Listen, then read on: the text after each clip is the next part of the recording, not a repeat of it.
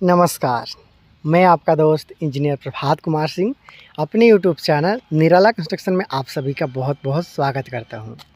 दोस्तों, डेली के भांति आज एक और वीडियो लेकर मैं आप लोग के लिए हाजिर हो गया हूं और आज के इस वीडियो में मैं आप लोग को एक बनता हुआ घर जिसका साइज़ है 34 फीट बाई 34 फीट मतलब 1156 स्क्वायर फीट में बनता हुआ घर का अब तक का काम और इसे बनाने में टोटल कितना रुपये का खर्चा आया है इसके बारे में जानकारी देना चाहता हूं।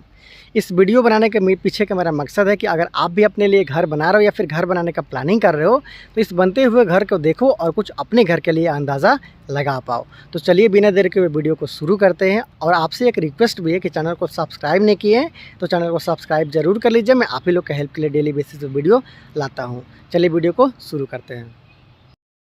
दोस्तों, जैसा कि मैंने आपको इस बनते हुए घर का साइज़ को 34 फीट बाई 34 फीट बताया, इसमें आपको 5 बेडरूम के अलावा hall, dining area, kitchen, toilet, bathroom के साथ साथ सीढ़ी रूम में देखने को मिलेगा। इस घर के अंदर भी चलेंगे, लेकिन पहले देख लेते हैं कि इस घर को बाहर से किस तरीक़ा से बनाया जा रहा है। बात किया जाए फ्रंट व्यू का तो आप देख सकते हैं कि सामने की तरफ ये जो खाली जगह आपको नज़र आ रहा है इसे कार पार्किंग के रूप में इस्तेमाल किया जाने वाला है। इसके जस्ट बगल वाले ये जो एरिया है मतलब कि घर के लगभग बीचों बीच ये जो एरिया आप देख रहे हो वो इस घर के लिए वेटिंग रूम के रूप में इस्तेमाल किया जाने वाला है। वेटिंग एरिया के रूप में इस्तेमाल इसे किया जाने वाला है। साथ में ये देख सकते हो मैं बिल्कुल अभी बीचों बीच खड़ा हूँ जहाँ से आप घर में इंटर करते हो। उसके साथ साथ बायां साइड का बात कर लिया जाए तो चलिए मैं अंदर ले जाकर दिखाता हूँ कि किस तरीक़ा से यहाँ पे काम है वो किया जा रहा है। सामने की तरफ बाएं साइड में ही यहाँ पे आपको इस घर के लिए मिल जाता है सीढ़ी रूम।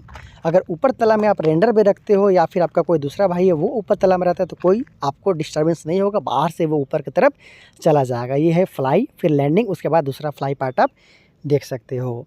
रेनफोर्समेंट का बात किया जाए सीढ़ी में तो 8 mm के साथ साथ यहाँ पे 10 mm का सरिया का इस्तेमाल किया जा रहा है सीढ़ी में, जबकि आपको 10 mm का कम से कम सरिया का इस्तेमाल करना चाहिए।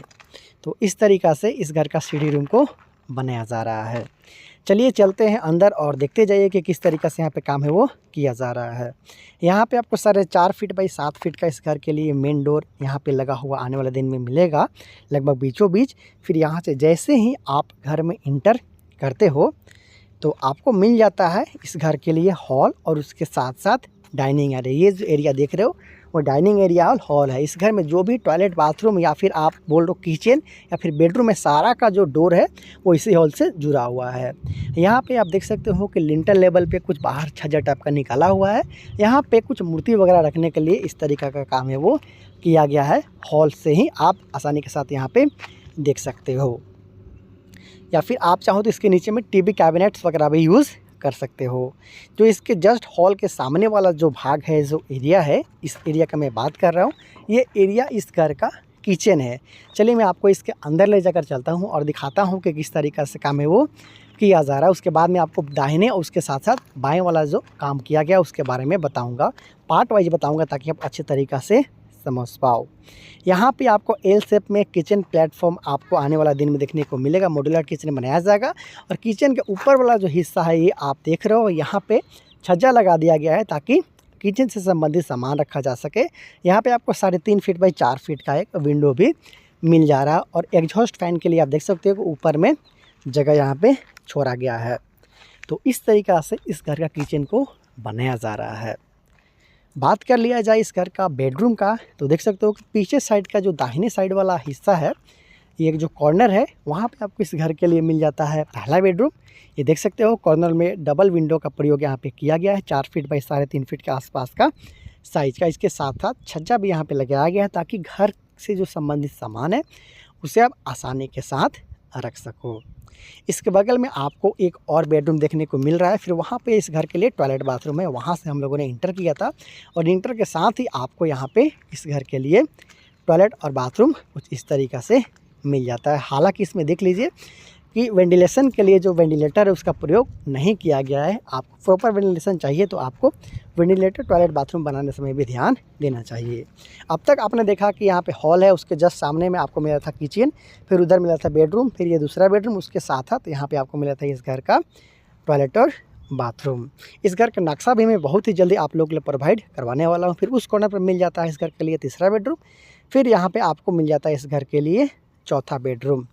तो इस तरीक़ा से इस घर को बनाया जा रहा है। चलिए मैं आपको इस घर के जो पीछे साइड का एरिया है, जो पीछे का जो बायां साइड का कॉर्नर है, उसके मैं आपको दिखाने की कोशिश करता हूं, जो कि बेडरूम है। इसमें भी डबल विंडो आपको मिल जाता है। कॉर्नर वाला जो बेडरूम आप बनाओगे वहां पे डबल विंडो का प्रयोग ज़रूर करें, अगर पॉसिबल हो तो, जगह आप पीछे में छोड़े हो तो। हाइट का बात कर लिया जाए तो 7 फीट के आसपास का लिंटल लेवल है। उसके बाद फिर लिंटल लेवल के ऊपर में लगभग 3 फीट के आसपास आपको जुड़ाई करवाना चाहिए। उसके बाद में फिर आपको छत का ढलाई है वो करवाना चाहिए। मतलब कम से कम आपको प्लिंथ बीम से 10 फीट के हाइट पे ही छत है उसको ढलाई करवाना चाहिए।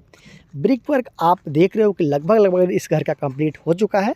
मैं बता देता हूँ, वहाँ से हम लोगों ने इंटर किया था, फिर वहाँ बाथरूम मिला था, फिर ये बेडरूम, उसके साथ साथ ये इस घर का दूसरा बेडरूम, फिर यहाँ पे हॉल से ही पीछे साइड इस घर का किचन मिला था, और उसके साथ साथ वहाँ पे आपको मिला था सीढ़ी। फिर आपको इस घर के लिए मिला था बेडरूम, जो कि इस घर का तीसरा बेडरूम है। उसके बाद फिर ये चौथा बेडरूम, मतलब 4 बेडरूम के साथ hall, dining area, kitchen, toilet, bathroom और सीढ़ी रूम भी आपको देखने को इस घर में मिल रहा है। काम आप देख सकते हो कि छत के ढलाई से पहले तक जो ब्रिक वर्क होता है वहाँ तक कंप्लीट कर लिया गया है। अंदर का दीवार पे भी आप नज़र डालते हो तो देख सकते हो यहाँ पे 10 इंची का जो दीवार है उसे किया गया है। बाहर का जो दीवार है उसे भी 10 इंची का यहाँ पे किया गया है। कॉलम का बात कर लिया जाए तो देख सकते हो 10 इंची बाई 10 इंची का यहाँ पे जो कॉलम है उसका उपयोग किया जा रहा है। उसके साथ साथ जो नीचे वाला हिस्सा है जो यहाँ पे बीम लगाया गया, उसका साइज़ भी सेम रखा गया है, 10 इंची बाई 10 इंच का यहाँ पे उपयोग किया गया है। साथ साथ जान लेते हैं कि इस घर को बनाने में कितना रुपए का खर्चा आया है। उसके साथ साथ हमें ये भी जानना चाहिए कि इस घर के जो कॉलम है उसमें किस साइज़ का रेनफोर्समेंट उपयोग किया गया है। तो देख सकते हो 4 सरिया का इस्तेमाल यहाँ पे किया गया है 12 mm का। और अगर आप 12 mm का सरिया देते हो, 10 इंची बाई 10 इंची का कॉलम बनाते हो, तो हार्डली आप 1 तला तक ही ले जा सकते हो। अगर आपको 2 तला तक ले जाना है तो 9 इंची बाई 12 इंची का कम से कम कॉलम देना चाहिए आपको। और जो उसमें रेनफोर्समेंट का यूज़ होगा वो 6 सरिया का यूज़ होगा, कम से कम 12 mm का। तो देख लीजिए कुछ इस तरीके से इस घर को बनाया जा रहा है। इस घर का फर्श का बात कर लिया जाए तो सॉइल फिलिंग तक का जो काम है वो कंप्लीट हो चुका है। इसके साथ साथ इसके बाद में ब्रिक वर्क करने के बाद इस घर का फर्श बनाने का काम है वो पूरा अभी बाकी है। साथ साथ आप देख रहे हो कि इस घर का जो छत का ढलाई का काम है वो भी अभी पूरा के पूरा है वो बाकी है। तो इस तरीक़ा से इस घर को बनाया जा रहा है। बात कर लेते हैं कि आखिर इस घर को बनाने में अब तक टोटल कितना रुपए का खर्चा आया है।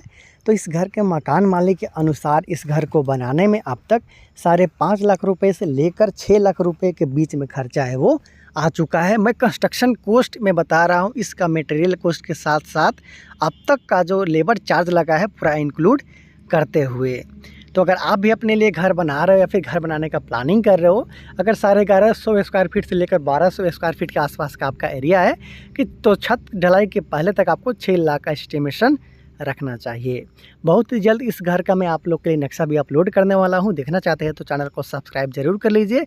नक्शा अपलोड करने के बाद उसका लिंक मैं आप लोग के लिए डिस्क्रिप्शन बॉक्स में भी दे दूँगा। मिलते हैं अगले वीडियो में, तब तक के लिए इंजीनियर प्रभात और पूरी हमारी टीम को दीजिए इजाज़त।